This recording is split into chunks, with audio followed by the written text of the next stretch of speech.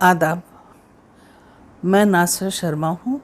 میرا افغانستان پہ بہت کام ہے، اور افغانستان پہ جب انقلاب ہوا تھا تو میں وہاں 20 دن رہ کے میں نے ایک کتاب تیار کی تھی، افغانستان بزکشی کا میدان۔ افغانستان کے حالات پر لکھی یہ میری دوسری کہانی ہے، اور امید ہے کہ آپ کو پسند آئے گی۔ اس کا نام ہے من دخترے ہراتم، اور اس میں تاریخ کے کئی پس منظر آتے ہیں، اور ابھی جو فی الحال حالات ہیں خوف کے، اور جسے کہتے ہیں عورتیں پھر سے قید کر دی گئی ہیں، اس کے بیک گراؤنڈ میں یہ کہانی آتی ہے کہ طالبان بس آنے والے ہیں۔ شربت گل نے سماور روشن کر کے جب کھڑکی کا پردہ ہٹایا تو دھندلے اندھیرے نے اس کی تھکی آنکھوں پر جیسے پھایا رکھا ہو۔ صبح کی ہوا نے اس کے چہرے کو آہستہ سے سہلایا تو اسے محسوس ہوا اس کے اندر تازگی نے سرسرا کر رات کی تھکن کو اتارا ہو۔ نیند آتی ہے، پھر نیند جاتی ہے، جاگنے اور سونے کا یہ کھیل ساری رات چلتا ہے، اور فکر جلن بن کر پپوٹوں میں شیشے کی مہین کرچ کی طرح چپھتی ہے، نہ دن چین نہ رات۔ شربت گل نے اپنے بھاری پپوٹے بند کیے اور انگلیوں سے چہرے کو اس طرح صاف کیا جیسے پسینے کی بوندوں نے اس کے چہرے کو بھگو دیا ہو۔ کانوں میں پانی کھولنے کی آواز آئی تو اس نے سماور بند کر کے چائے دم کی اور کیتلی بھاپ اڑاتے سماور کے سر پر رکھ دی۔ قند اور فنجان کی سینی اپنی طرف کھینچ کر اس نے مربے، پنیر اور روٹی کو فریج سے نکال کر سفرے پر رکھا۔ کل رات اس نے کھانا نہیں کھایا تھا، اور دن میں بھی خبروں میں ڈوب کر بھوک پیاس بھول گئی تھی۔ اکثر اس کے گلے میں کچھ پھنس جاتا ہے اور وہ نوالہ ہاتھ میں پکڑے رہ جاتی ہے۔ زبان اسے قبول نہیں کرتی تھی۔ جہاں سب کچھ دھیرے دھیرے مر رہا تھا اور مر رہا ہو، اس میں بھوک کا مر جانا تعجب کی بات نہیں ہے۔ پنیر کے ٹکڑے کو مربے کے ساتھ اس نے روٹی میں لپیٹا اور نوالا منہ میں ڈال کر سماور پر سے کیتلی اتار کر فنجان بھرا۔ گرم چائے کا گھونٹ بھرتے ہوئے اس نے سوچا، سامنے پہاڑ جیسا دن کیسے کٹے گا۔ پہرا، ڈر اور دہشت۔ کمرے میں دودھیا روشنی پھیل گئی تھی جس میں قالین کے گل بوٹے ابھرے نظر آ رہے تھے۔ اس نے ناشتہ ختم کیا اور نکلتے سورج کی نارنجی گولے کو دیکھنے کے لیے اندر اٹھ گئی۔ ایک ہاتھ میں گرم بھاپ اڑاتی چائے کا فنجان تھا، اور دوسرے سے اس نے کمرے کا دروازہ کھولا۔ چڑیوں کا چہچہانا جاری تھا۔ ان کی اس معصوم خوشی آمیز ترنگ کو دیکھ کر وہ مسکرائی۔ ان کے اپنے خوف و فکریں ہوں گی، اپنی لڑائیاں اور دوستیاں ہوں گی۔ سامنے سورج کا نارنجی تھال ابھر آیا تھا، پورا ماحول رنگین ہو اٹھا۔ شربت گل نے پھر آنکھوں سے سورج کو تاکا جس کا رنگ دھیرے دھیرے بدل رہا تھا، اور ملائم کرنیں زمین کو چومنے کے لیے بے چین تھیں۔ فنجان سے گرم چائے کے گھونٹ بھرتی ہوئی وہ آگے بڑھ رہی تھی۔ دھوپ گرم دوشالہ شبنم سے بھیگی پتیوں کو دلارنے لگا تھا۔ روزانہ وہ یہ منظر دیکھتی ہے، مسلسل خود کو ایک ہی طرح سے دہراتی ہے۔ کبھی اکتاتی ہے، کبھی جھنجھلاتی ہے، تو کبھی روتی ہے، پھر ایک کمزور سی امید سے پرسکون ہوتی ہے کہ وقت بدلے گا۔ یہ کیا؟ وہ ٹھٹک کر کھڑی ہو گئی۔ سامنے انار کے بے شمار درخت اپنی ہری شاخوں پر لال کلیوں کی انگوٹھیاں پہنے جھوم رہے تھے۔ اچانک شربت گل ہنس پڑی۔ اس کی آنکھوں کے سامنے بڑے بڑے لال انار کوند گئے۔ کچھ پک کر پھٹ گئے تھے جو ہنستے ہوئے نظر آ رہے تھے۔ برسوں پہلے دیکھے ہوئے منظر نے اسے خوشی سے شرابور کر دیا، مگر دوسرے ہی لمحے اس کی آنکھوں میں دہشت سی اتر آئی، جیسے اس سے پوچھ رہی ہو کہ شگون سمجھوں یا بدشگونی۔ وہ بھاری قدموں سے چلتی ہوئی انار کے درختوں کے جھرمٹ میں پہنچی اور ایک پیڑ سے ٹک کر کھڑی ہو گئی اور چمکیلی ہری پتیوں کے بیچ سے سرخ پھٹاؤ کو دیکھنے لگی۔ یکایک اسے لگا کہ یہ سارے پھٹاؤ لال آنکھیں ہیں جو اسے گھور رہی ہیں۔ اس کا بدن دھیرے سے کانپا اور غم کی لہریں شریانوں میں دوڑنے لگیں۔ اچانک گلا خشک ہو گیا۔ اس نے گھبرا کر ہاتھ میں پکڑے سرد پڑ گئے فنجان سے گھونٹ بھرنا چاہا، مگر ہونٹوں اور زبان کو تراوٹ نہ ملی تو وہ بدبدائی، اب کیا زندگی خالی فنجان ہو گئی ہے؟ پھر بھرے گی، پھر خالی ہوگی، آخر کب تک یہ سلسلہ جاری رہے گا؟ سب سے پرانی آبادیوں کے بیچ بسی پہلی یہ بستی اجڑ کر بھی نہیں اجڑتی ہے اور بس کر بھی نہیں پوری طرح بس پاتی ہے۔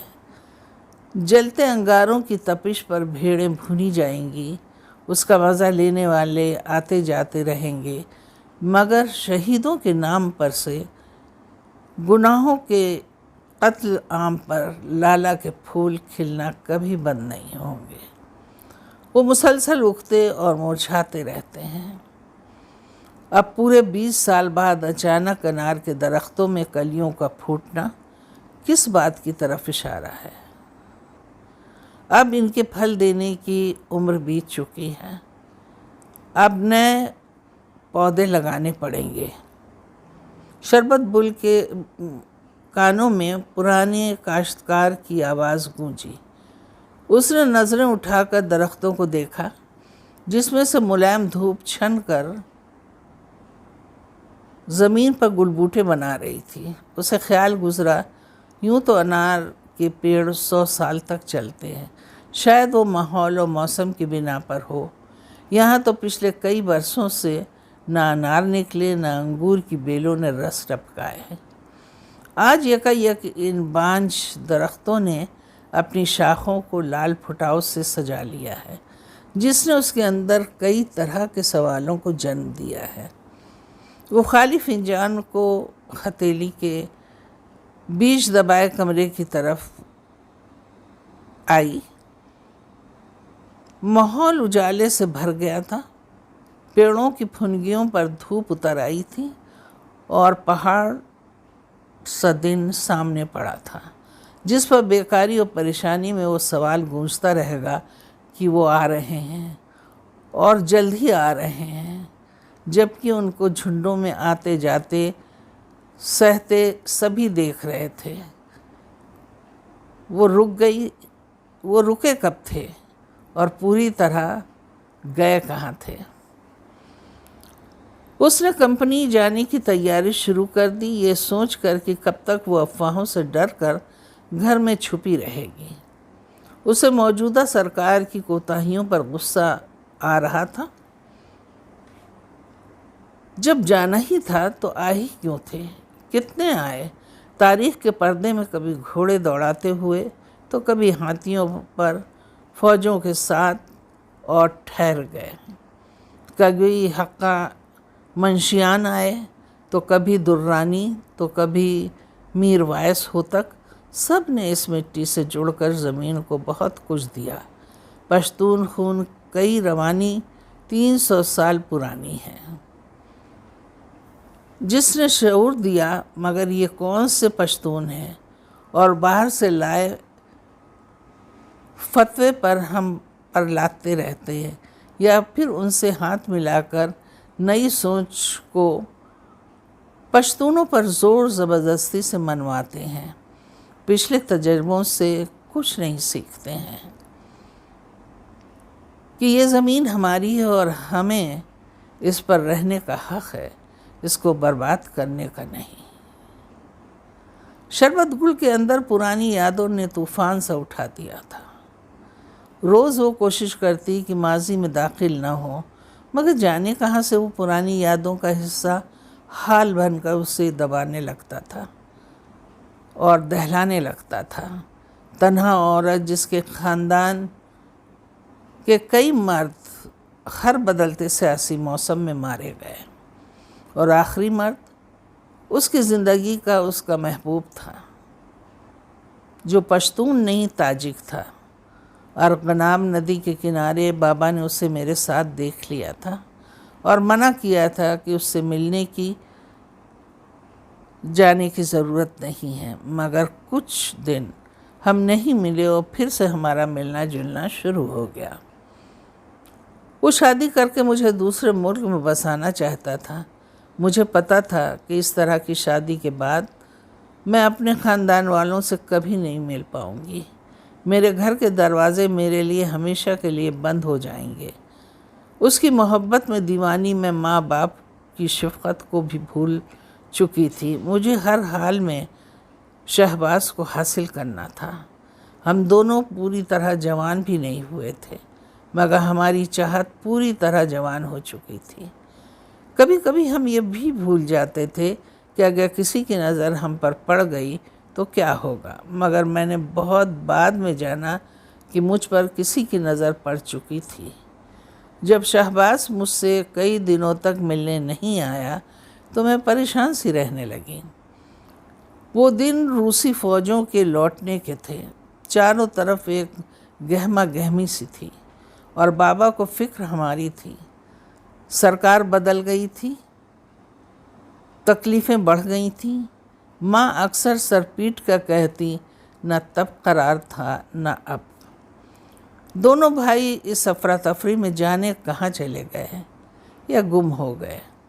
ہماری غریبی اور بھوک اور بڑھ گئی تھی۔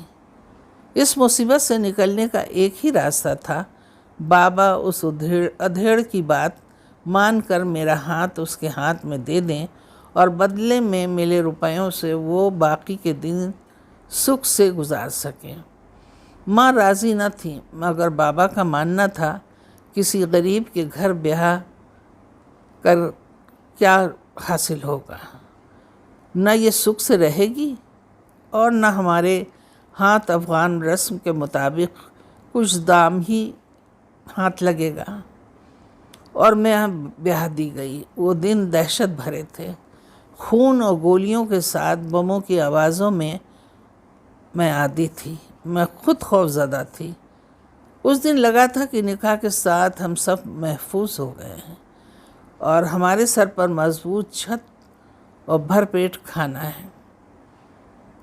مجھے شہباز یاد آتا تھا۔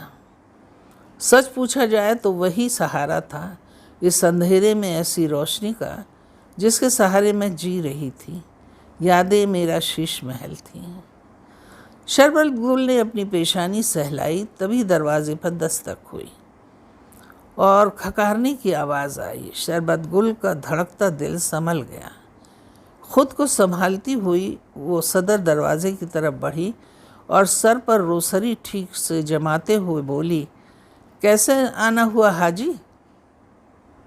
میرمن سلام، ہم آپ کو کبھی چھوڑ کر نہ جاتے، مگر رکیں گے بھی کس لیے؟ نہ باغ پھل رہے ہیں نہ بیلیں۔ لڑکی جوان ہے اور شادی کے لیے راضی نہیں ہو رہی ہے۔ کمائی کے لیے جانا تو پڑے گا باہر۔ پھر دکان الگ بند ہو گئی ہے کہ کبھی بھی وہ آ جائیں گے۔ اور اتنا کہہ کر کاشتکار چپ ہو گیا۔ شربت گل نے کڑوا گھونٹ نگلا اور دھیرے سے بولی، کہاں بھٹکو گے پرائے دیس میں حاجی؟ لڑکی اپنے پیروں پر کھڑی ہے، پھر کاہے کی فکر؟ سبھی بول رہے ہیں میرمن، آپ بھی اکیلی ہیں، کہیں تو کیا کہیں؟ اچھا ٹھہرو۔ شربت گل اتنا کہہ کر چپ ہو گئی اور مڑ کر اس نے دور تک پھیلے انار کے پیڑوں کو دیکھا، پھر دھیرے سے بولی، جانے سے پہلے ایک بار اپنے پالے پوسے پیڑوں سے نہیں ملو گے؟ آؤ اندر آؤ، انہیں ایک نظر دیکھ لو۔ اتنا کہہ کر شربت گل نے دروازے کا کنڈا گرایا۔ چشم کاشتکار نے کہا اور بھاری لکڑی کے دروازے کو ٹھیلا۔ ہفتوں بعد دروازہ کھلا تھا۔ پلے میں مٹی اور سوکھی پتیاں جمع تھیں۔ اسے ٹھیلتا ہوا وہ اندر داخل ہوا اور کندھے پر پڑے کپڑے سے منہ پوچھ کر وہ آگے بڑھا۔ نظریں اٹھا کر سامنے دیکھا تو دیکھتا ہی رہ گیا اور منہ سے نکلا، یہ کیا؟ قدرت کا کرشمہ۔ اتنا کہہ کر کاشتکار آنکھوں میں بھر آئے آنسوؤں کو پوچھنے لگا۔ آگے بڑھ کر اس نے پہلے پیڑ کو چھوا، دھیرے سے سہلایا، پھر پھپک کر رو پڑا۔ اس کی پیشانی انار کے نازک تنے سے ٹکی ہوئی تھی، جس کی شاخیں لال کلیوں سے بھری تھیں۔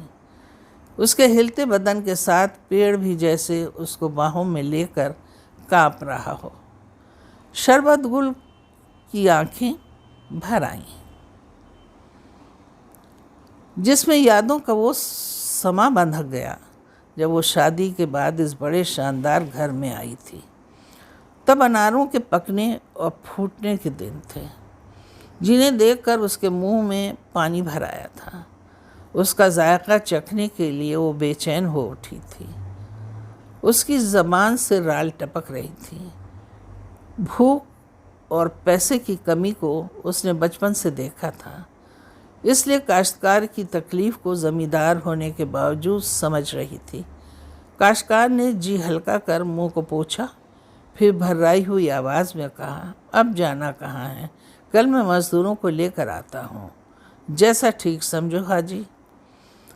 رات کی خاموشی تھی جس میں عبید اللہ جان کی آواز میں ڈوبتی اپنے اکیلے پن کو تھپک رہی تھی۔ اس میٹھی آواز سے اسے جینے کا حوصلہ ملتا ہے، جس کو 4 دہائی پہلے قتل کر دیا گیا تھا، مگر اس کے لوک گیت آج بھی لوگ دہراتے ہیں۔ آنکھوں کے سامنے پرانے لوگوں کے سنائے قصے جھرنے کی طرح برس رہے تھے، جس کے بہتے پانی میں اس کی چشم دید آنکھیں مچھلیوں کی طرح تیرتی آنے والے حادثوں سے خوفزدہ ہو اٹھی تھیں۔ اس کے دل میں پرانا درد پھر کسی گرتے پتے کی طرح آوارہ ہو اٹھا۔ دھول کے غبار میں وہ بدن اور درمیان کی چٹانوں پر بکھرا تھا۔ بامیان کی وہ چٹانیں، وہ مجسمہ، وقت تاریخ کے پرانے باب کو تباہ کر چکا تھا۔ وہ حادثہ اس کے دل میں بار بار دھماکہ کرتا تھا، کیونکہ گوتم بدھ کی اس پتھر کی مورت کے ساتھ چتھڑا ہوئی گوشت پوشت کی لاش لالزاد کی تھی۔ جب یہ حادثہ ہوا تھا تو پوری دنیا چیخ رہی تھی، مگر وہ اکیلے درد کی سسکیوں کے ساتھ تڑپ رہی تھی۔ 7 ماہ کا بچہ پیدا ہوا، مگر چند گھنٹوں بعد ہی مر گیا۔ اس دن اس کی کوکھ سے جنمی اولاد پتھر کی طرح ٹھنڈی پڑ گئی تھی، جس کے ننھے سے سینے پر سر رکھ کر وہ اکیلی روئی تھی۔ شربت گل کی آنکھیں ابلی نہیں، اور رغان کے پانی کی طرح نہ اس کے رخسار بھیگے۔ اس کے اندر کا پانی لاشوں پر روتے روتے کب کا سوکھ گیا ہے۔ نہیں ختم ہوئی ہے بے چینی کہ اب آگے کیا ہونے والا ہے۔ دنیا خونی منظر، آگے کیا ہوگا؟ اب نیا خونی منظر کیا ہوگا؟ رات گزر گئی ٹھیک کلسٹر بموں کے دھماکوں کی طرح، صرف ایک آدمی کو ڈھونڈنے میں، مگر جو مرے اجڑے ان کی خبر کسی نے نہیں لی، نہ انہیں پرسہ دینے کوئی پہنچا، کیونکہ سیاست نے نفرت کا جال پھیلا رکھا تھا۔ عام آدمی شکار ہو رہا تھا۔ مزدوروں نے کام کرنا شروع کر دیا تھا۔ شربت گل کے بدن میں بھی پھرتی دوڑ پڑی۔ اسے محسوس ہوا اسے ایک بار اپنے آفس کا چکر لگا کر آنا چاہیے۔ شوہر کے مرنے کے بعد تیزاب اور بارود کی بارش نے زمین کو برباد کر کے رکھ دیا تھا۔ کچھ حصے بیچ کر اس نے ایک بوتیک کھولا تھا، جس سے اچھی آمدنی ہو جاتی تھی۔ فیشن کا چلن بڑھ گیا تھا۔ افغان عورتوں نے راحت کا سانس لیا تھا کہ جمود کا پتھر ہٹ چکا ہے، مگر جب سے فوجوں کے جانے کا اعلان ہوا ہے بہتوں نے افغانستان چھوڑنے کا ارادہ کر لیا تھا۔ اسی میں اس کے ہاں کام کرنے والی لڑکیاں بھی پڑوسی ملکوں میں رہ رہے اپنے رشتہ داروں کے پاس چلی گئیں، اور کچھ اسی طرح اس کی کمپنی ایرو کروشیا میں بھی ہوا۔ اس حالت میں وہ اکیلے کیا کر سکتی تھی؟ ان کی آمد سے حالت میں وہ اکیلے کیا کر سکتی تھی؟ یہ صحیح تھا۔ ان کی آمد سے سب سے زیادہ پریشان عورتیں اور لڑکیاں تھیں۔ پرانا تجربہ انہیں بے چین کیے ہوئے تھا۔ سڑکوں پر چہل پہل تھی، گاہک خریداری میں مشغول تھے اور راہگیر سڑکیں ناپ رہے تھے، مگر ہر چہرے پر ایک ہی سوال تھا کہ آگے کیا جھیلنا ہے۔ شربت گل جب اپنی کار پارک کر کے بوتیک کی طرف بڑھی تو اس کے پاس کے دکاندار سے سلام دعا ہوئی۔ اسے اس طرح باہر نکلنا آج اچھا لگا۔ اس کے چہرے پر مسکراہٹ ابھری اور آگے بڑھ کر اس نے بوتیک کے بند دروازے میں چابی گھمائی اور اندر داخل ہوئی۔ لائٹ کا بٹن جلا کر اس نے اپنے ڈیزائن کیے ہوئے کپڑے دیکھے، پھر خود سے پوچھا کیا اس طرح کے کپڑے لڑکیاں پہن پائیں گی؟ کیا پہناوا ہوگا تب؟ وہی اپنے کو ڈھکے چھپے رکھنا؟ آنے والے دنوں کے خوف سے اس کا دل گھبرا اٹھا۔ تبھی گھنٹی بجی اور 2 مرد دکان میں داخل ہوئے اور سلام دعا کے بعد پوچھنے لگے کہ آپ کیا بوتیک چلائیں گی یا پھر بند کر دیں گی؟ پتہ نہیں۔ اگر بیچنے کا ارادہ ہے تو یہ میرا کارڈ ہے، آپ فون کر کے بتا سکتی ہیں، ہم دام اوروں سے بہتر دیں گے، ان میں سے ایک نے کہا۔ میں نے ابھی سوچا نہیں ہے۔ تعجب آمیز نظروں سے ان دونوں کو دیکھتی ہوئی شربت گل بولی، سوچ لیں، جو تبدیلی آنے والی ہے اس میں تو بہتر ہے کہ کم وقت رہتے آپ کوئی مناسب فیصلہ کر لیں۔ جی۔ ان کی بات سن کر شربت گل کے پیروں کے نیچے سے جیسے زمین کھسک گئی، دل پر گھونسا سا لگا اور پرانے رات دن آنکھوں کے سامنے گزرنے لگے۔ دل سے درد بھری ہوک اٹھی، انہوں نے ہمیں کس مجدھار میں لا کر چھوڑا ہے؟ اس سے تو اچھا تھا کہ ہم خود اپنوں سے لڑتے مرتے کسی انجام پر تو پہنچتے۔ شربت گل کا پھیکا پڑتا چہرہ دیکھ کر دوسرے آدمی نے کہا، جب آپ سوچ رہی ہیں وہ ہم بھی سوچ رہے ہیں، بھنور میں ہم بھی پھنسنے والے ہیں۔ شربت گل کی پیٹ میں مروڑ سی اٹھی، چہرہ پیلا پڑ گیا، مگر وہ کچھ کہہ نہ سکی۔ دونوں خدا حافظ کہہ کر چلے گئے اور اس آسمان اور کھجور کے بیچ فضا میں پھڑپھڑاتے چھوڑ گئے۔ ابھی چند ہی منٹ گزرے تھے کہ 2-3 عورتیں بوتیک میں داخل ہوئیں اور کپڑوں پر نظر ڈالتے ہوئے اس میں باتیں کرنے لگیں۔ یہ لباس دیکھو، اس پر کام بہت اچھا ہے اور قیمت بھی مناسب ہے۔ ہاں، پارٹی میں ڈریس پہننے کو ملے گا، رنگ بھی دلکش ہے۔ دوسری عورت نے کہا، مگر ہم اس کو پہن پائیں گے؟ تیسری نے سوچتے ہوئے کہا، اور اسی کے ساتھ تینوں کے چہروں پر اداسی اتر آئی۔ لباس لمبا ضرور تھا مگر لو کٹ اور سلیو لیس تھا۔ زیادہ تر کپڑے کھلے اور مہین کپڑوں کی آستین والے تھے۔ کچھ سوچتی ہوئی تینوں کچھ دیر کھڑی رہیں، پھر جانے لگیں تو شربت گل نے انہیں لالچ دیتے ہوئے کہا، آپ کپڑے پسند کریں، ان پر بھاری چھوٹ ہے۔ مگر پہننے کی چھوٹ تو نہ ہوگی؟ پہلی نے ہلکی جھنجھلاہٹ سے مگر دھیمے لہجے میں کہا، یہ تو ہے، یہ کپڑے آپ کریں گی کیا؟ دوسری نے پوچھا۔ پھر شربت گل سے پوچھنے لگی، ابھی کچھ سوچا نہیں ہے۔ شربت گل نے افسوس بھری آواز میں کہا، پھر فوراً ہی اپنے کو سنبھال کر ہنستے ہوئے بولی، ایسا نہیں ہوگا، یہ تو سب باتیں ہیں، پہلے جیسے اب کچھ نہیں ہونے والا ہے۔ اگر وہ آ بھی جاتے ہیں، کپڑے تو ہم گھر میں بھی پہن کر تب بھی سج سکتے ہیں۔ دنیا کی کئی ملکوں میں عورتیں ایسے ہی اپنے ارمان نکال لیتی ہیں۔ شربت گل نے اپنی خود اعتمادی پر برقرار رہتے ہوئے کہا، ایک اچھی بزنس لیڈی کی طرح اس نے اپنے کو ان کو پیش کیا۔ ہاں بات تو ہے، جب تک وہ نہیں آتے تب تک تو ہم جی بھر کر زندگی جی سکتے ہیں۔ اتنا کہہ کر دوسری عورت ہنسی تو اس کے ساتھ سب ہنس پڑے۔ ماحول ہلکا ہوا تو آدھے سے کم قیمت پر 5-6 کپڑے بھاری نقصان کے ساتھ بک گئے۔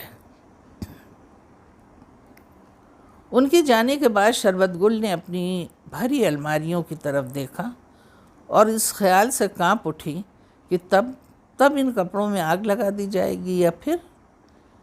اس کی پیشانی پر پسینہ چھلک آیا، گھٹن سی محسوس ہوئی تو اس نے لمبی سانسیں بھری۔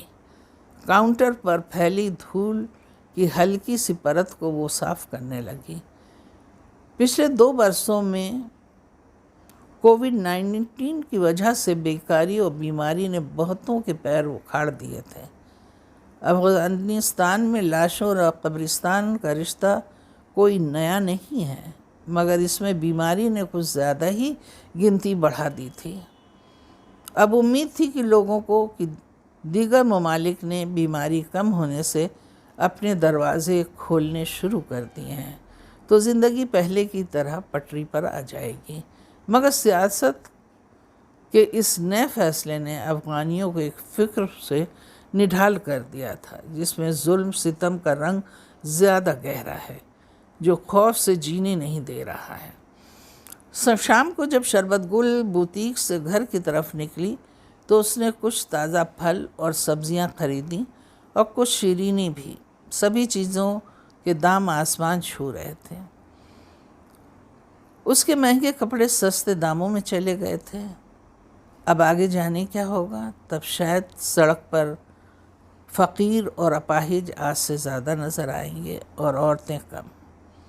شربت گل نے ایک لمبی ٹھنڈی سانس کھینچی اور جاتی دھوپ کو دیکھ کر اسے خیال آیا کہ مزدوروں کے جانے کا وقت ہو رہا ہے اور پرس میں نقد کا ہونا ضروری ہے۔ اس نے کار سڑک کنارے پارک کی اور ATM کی طرف بڑھی جہاں ایک لمبی لائن لگی ہوئی تھی۔ بینک جانے کا وقت نکل چکا تھا۔ کچھ دیر وہ یوں ہی کار میں بیٹھی لوگوں کی بڑبڑاہٹ دیکھنے لگی اور ہڑبڑاہٹ بھی۔ اچانک پاس سے گزرتے ہوئے 2 مردوں کی آوازیں اس کے کانوں میں پڑیں۔ روپے نکال لینا ہی بہتر ہے۔ ان لوگوں کا کیا اعتبار، آنے کے بعد جانے کیا کریں؟ گھر میں ضرورت کا سامان تو میں نے بھروا لیا ہے تاکہ گھر سے کسی کو باہر نہ نکلنا پڑے۔ ان کے جانے کی تاریخ بھی قریب ہے اور ان کے آنے کی بھی۔ ارے یہ جائیں، جتنی جلدی ہو سکے جائیں، سب کچھ برباد کر کے رکھ دیا ہے انہوں نے، لعنت ہے لعنت ہے۔ شربت گل نے کئی باتوں میں دیے گئے اشارے سمجھ چکی تھی۔ یہ بھی جانتی تھی کہ افغان باہری حکومت کو کبھی قبول نہیں کر پاتے ہیں، تاریخ گواہ ہے، مگر بدلے میں جو دے کے جا رہے ہیں وہ بھی اب کسی کو برداشت نہیں ہوگا۔ 40-45 سال کی سیاسی ٹھوکروں سے وہ جاگ چکے ہیں۔ پرانے تجربوں نے انہیں مضبوط بنا کر اپنی آواز بلند کرنا سکھا دیا ہے، چاہے انجام خانہ جنگی ہو، مگر وہ اندھیرے کو قبول نہیں کریں گے کیونکہ ان کے پاس چمکتی تاریخ رہی ہے۔ وہ اس سے اپنے کو جوڑنا چاہیں گے، لیکن کیا ایسا ہو سکتا ہے؟ شربت گل جب گھر لوٹتی تو مزدور اپنی دہاڑی کے انتظار میں بیٹھے تھے۔ اجوائن کے پودوں کی خوشبو کے ساتھ ان کے گانے کی مدھر آواز باہر تک پھیل رہی تھی۔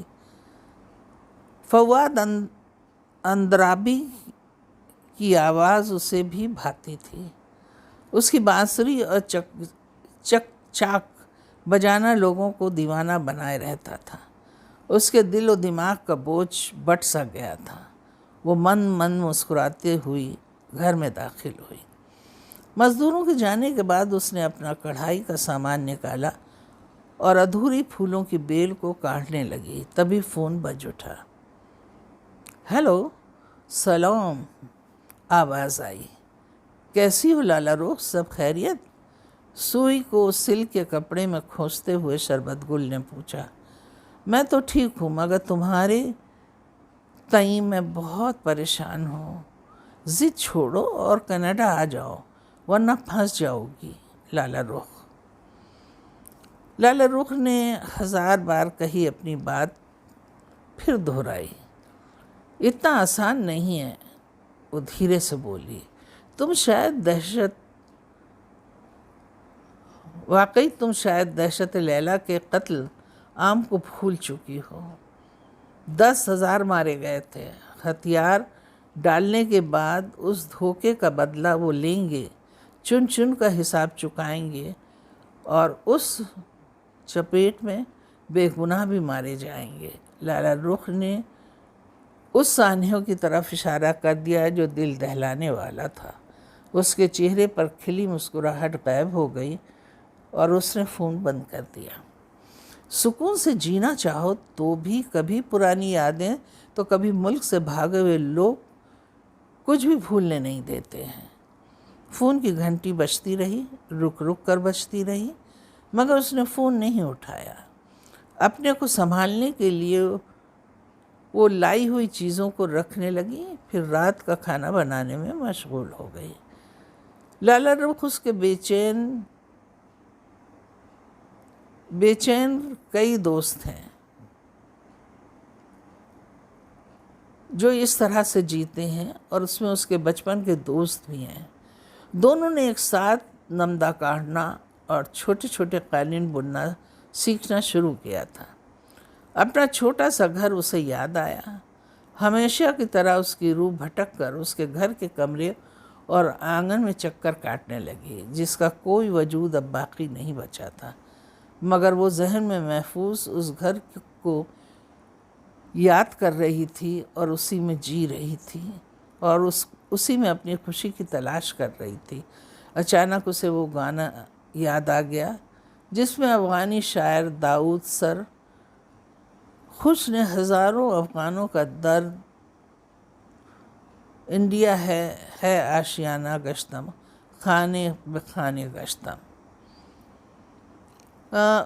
افغانوں کا درد اس گانے میں اونڈیلا ہے۔ بی آشنا گشتم، خانے بے خانہ گشتم، یعنی کہ بنا بسیرے کے میں ایک گھر سے دوسرے گھر تک پھرتا ہوں۔ شربت گل نے وہ گانا جو دریا داؤد نے اپنی دردناک آواز میں گایا ہے، اس کا ٹیوب لنک اس نے لالا رخ کو بھیج کر میسج کیا، میں اس درد سے گزرنا نہیں چاہتی ہوں۔ اس کے بعد اس نے آرام سے کھانا کھایا اور جلد ہی سونے چلی گئی۔ کچھ تھک بھی گئی تھی اور کچھ باہر نکلنے سے اسے سکون بھی ملا تھا۔ نیند گہری ہوئی تو خواب نے اپنی باہیں پھیلا کر اپنے آغوش میں لے لیا، اور وہ ہرات کے چھوٹے سے مکان میں قالین بنتی ہوئی گا رہی ہے۔ من دخترے ہراتم بلے بلے، چن شاخ نباتم بلے بلے، از ہراتم نو گل این بساتم، از ہراتم دختر قالین بافم، خوب و رنگین می بافم، نو گل سرحدم و ہراتم از ہراتم۔ رستہ زادے پرم شاد و آزادے آمن، من ہرات سے ہوں، دیہات سے ہوں، ہاں میں ایک تازہ شاخ ہوں، ہرات کے نیا کھلا پھول ہوں، ہرات میں لڑکی ہوں، قالین بننے والی ہوں، خوب اور رنگین میں گاؤں کی لڑکی، خوش آواز اور آزاد ہوں۔ 11-12 سال کی شربت گل سوئی اور دھاگے کے ساتھ پھول کاٹنے میں مگن رہی اور ساتھ ہی گاتی رہی۔ ساتھ میں لالا رخ بھی ہے جو کبھی بلے بلے کہہ رہی ہے، میں ہاں ملاتی ہے، تو کبھی اٹھ کر ناچنے لگتی ہے۔ اچانک خواب انار کے باغ میں بدل جاتا ہے لال لال بڑے بڑے انار پھٹ کر اپنے میٹھے دانوں کو چمکا رہے ہیں۔ پھر جانے کیا ہوا، اچانک انار انسانی چہروں میں بدل گئے جو پوری طرح خون میں تربتر تھے، اور اس کے منہ کھلے تھے جس میں سے نچڑے رس کی دانوں کی جگہ دانت نظر آ رہے تھے۔ اس خوفناک منظر سے شربت گل خواب میں چیخ پڑی ہے، پھر اپنی ہی چیخ کو سن کر جاگ اٹھی۔ دل دھڑک رہا تھا اور بدن پسینے سے تر تھا، پاؤں پھٹ چکی تھی۔ اس نے اپنے چاروں طرف اس طرح دیکھا جیسے سمجھنا چاہ رہی ہو کہ وہ ہرات کے گھر میں ہے یا لاشوں کے بکھراؤ کے بیچ میں ہے۔ پھر گھبرا کر وہ کھڑکی کی طرف بڑھی۔